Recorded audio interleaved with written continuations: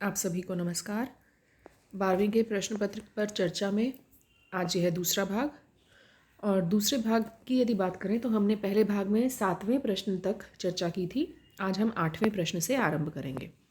8वें भाग का पहला प्रश्न है कि नाटक के लिए कथ्य क्यों आवश्यक है। कथ्य किस लिए आवश्यक है? जो कहना चाह रहे हैं वह इसलिए आवश्यक है कि एक शिल्प और एक संरचना में कहानी को पिरोने के लिए हमें कथ्य की आवश्यकता होती है।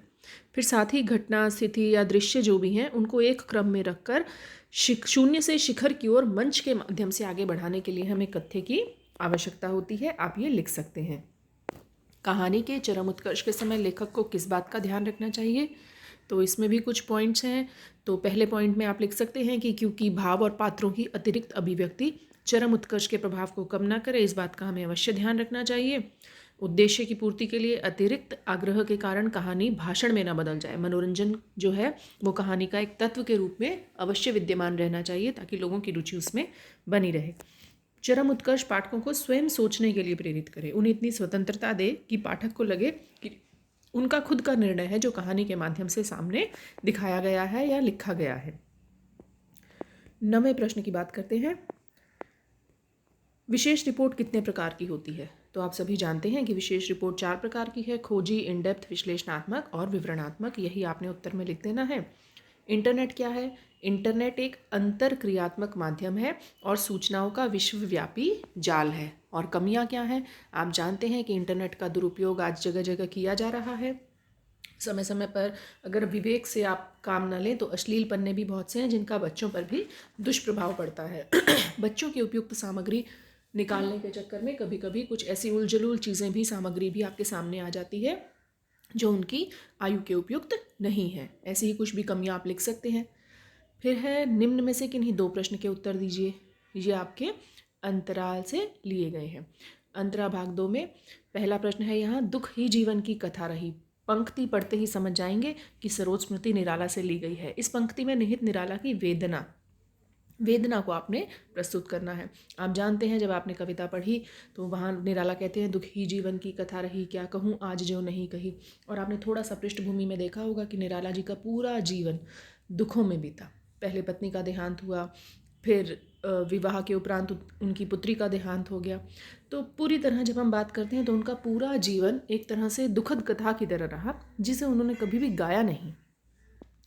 अगला प्रश्न, खाली कटोरों में वसंत का उतरना। तो खाली कटोरों में वसंत का उतरना ये बनारस से है।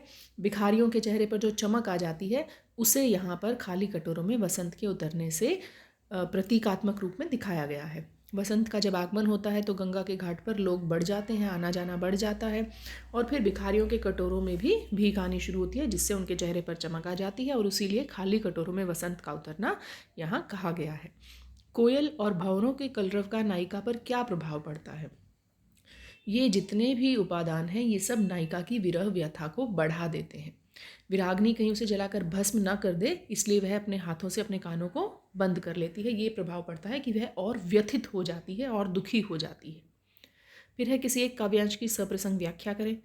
तो बच्चों ध्यान रखें कि जो यहाँ दिखाया गया है स्क्रीन पर ये काव्यांश घनानंद से लिया गया है। घनानंद का पद है और यहाँ संदर्भ 1 अंक का, प्रसंग 1 अंक का, व्याख्या 3 अंक की और वैशिष्ट्य 1 अंक का है। संदर्भ में आपने लिखना है कहाँ से लिया गया है और किसने लिखा है। प्रसंग में आप थोड़ा सा इसके बारे में लिख देंगे कि घनानंद कहना क्या चाहते हैं।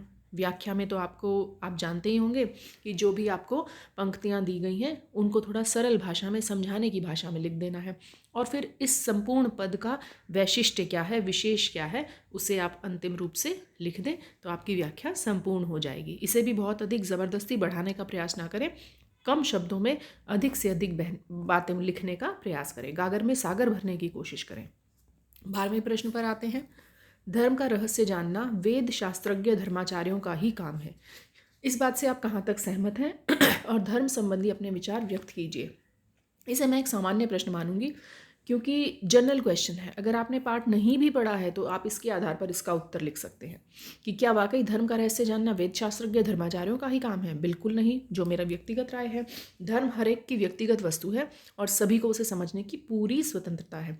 तो सब अपने धर्म के बारे में पूरी जानकारी ले सकते हैं, क्योंकि धर्म को जितना भी गूढ़ बनाया जाएगा उतना ही धर्म से जुड़े अंधविश्वासों में वृद्धि होती जाएगी। जनता राज्य की स्थिति की ओर से आंखें बंद कर ले तो उसका राज्य पर क्या प्रभाव पड़ेगा, आपको स्पष्ट करना है। तो अगर जनता की आंखें बंद हो जाएंगी तो सत्ता की मनमानी शुरू हो जाएगी, जनता की भावनाओं की कोई परवाह ही नहीं होगी, शोषण बढ़ जाएगा, देश के हालात खराब हो जाएंगे। ये सब आपने इस प्रश्न के उत्तर में लिखना है। प्रकृति के कारण विस्थापन और औद्योगिकरण के कारण विस्थापन में क्या अंतर है? तो बच्चों, प्रकृति के कारण जो विस्थापन होता है वह अस्थायी होता है। कोई भी आपदा आती है तो जैसे ही वो आपदा की परिणाम है वो खत्म होने लगते हैं तो लोग अपने अपने घरों में लौट आते हैं। लेकिन औद्योगिकरण के कारण जो विस्थापन होता है वहाँ लोग सदा के लिए अपने परिवेश से दूर हो जाते हैं, क्योंकि उनकी ज़मीन पर कोई ना कोई उद्योग स्थापित हो जाता है। इसलिए औद्योगिकरण का जो विस्थापन है वो स्थायी है, वो लोग पुनः वहाँ नहीं लौट पाते। फिर गद्यांश की व्याख्या में आप देखेंगे वही सेम पुरानी तरह से, पहले संदर्भ, फिर प्रसंग, फिर व्याख्या और वैशिष्ट्य। कोशिश करें कि जो भी गद्य की व्याख्या के लिए पंक्तियाँ आई हैं उन पंक्तियों में, उन गद्यांश में, गद्य के उस भाग में आप उसे साधारण बनाने का प्रयास करें। जो आपको कठिन शब्द लगते हैं उन्हें अपने शब्दों में लिखें तो उसके पूरे अंक मिलेंगे। इस गद्य को पूरा यूं का यूं अपनी कॉपी में ना उतार दें, बल्कि उसे अपनी भाषा में लिखने का प्रयास करें, उसे सरल बनाकर लिखने का प्रयास करें, जैसे आप किसी को समझा रहे हैं उस तरीके से। अंतिम प्रश्न है 14वां प्रश्न। सूरदास के चरित्र से कौन कौन से जीवन मूल्य आपको प्राप्त होते हैं? तो एक नहीं है बच्चे, बहुत से जीवन मूल्य हैं। वो निर्णय लेने की क्षमता रखते हैं, हार नहीं मानते हैं, कर्मशील हैं, लगे रहते हैं, आगे बढ़ने का उनमें जज्बा है, प्रतिशोध की भावना नहीं रखते, दृष्टिकोण उनका सकारात्मक है, और सबसे बड़ी बात, विषम परिस्थितियों में भी विचलित नहीं होते और दूसरे के दुख को दुख समझते हैं। तो सबसे जो बातें हैं जो आपको सबसे अधिक प्रभावित करती हैं उन बातों को आप ज़रूर यहाँ लिख दें। फिर है, आज मालवा में वैसा पानी नहीं गिरता जैसा गिरा करता था। क्या कारण है? तो सबसे पहला कारण आपको ऊपर एक प्रश्न में भी पूछा गया है, औद्योगिक विकास। औद्योगिक विकास के कारण जो पर्यावरण संबंधी समस्याएं उत्पन्न हो रही हैं उन्हीं का एक प्रभाव है कि अब मालवा में वैसा पानी नहीं गिरता। वायु प्रदूषण है, वनस्पतियों का विनाश है, जंगलों की कटाई है। तो पर्यावरण से जुड़े हुए जितने भी कारक हैं आप उनको इस प्रश्न के उत्तर में लिख सकते हैं। बस आपको ध्यान रखना है कि आप प्रश्न पत्र को ध्यान से पढ़ें और उससे पहले जितने भी आपके पाठ हैं उन सभी पाठों को घर से एक बार कम से कम पढ़कर ज़रूर जाएं, क्योंकि कहीं से भी कोई भी एक अंक का प्रश्न पूछा जा सकता है। कहीं से कोई भी पंक्ति उठाकर आपसे उसका आशय स्पष्ट करने या उसके साथ संबंध स्थापित करने, पाठ का संबंध स्थापित करने जैसे शब्द प्रश्न पूछे जा सकते हैं।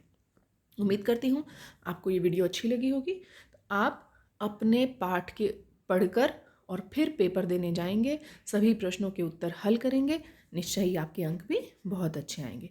ध्यान रखें, आपके अंक आपके आगे आने वाले जीवन के लिए बहुत महत्वपूर्ण है, इसलिए पूरे ध्यान से आपने पेपर करना है और पूरे ध्यान से प्रश्नों के उत्तर लिखने हैं। आप सभी अच्छा पेपर करेंगे, मुझे पूरी उम्मीद है। धन्यवाद।